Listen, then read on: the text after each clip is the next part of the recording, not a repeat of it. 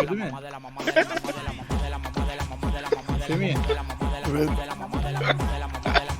Ha, hepsiyle oluyor mu? Var senin.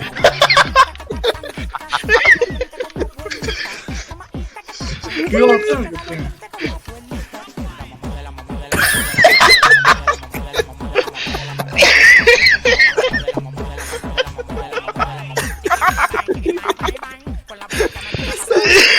Bekle.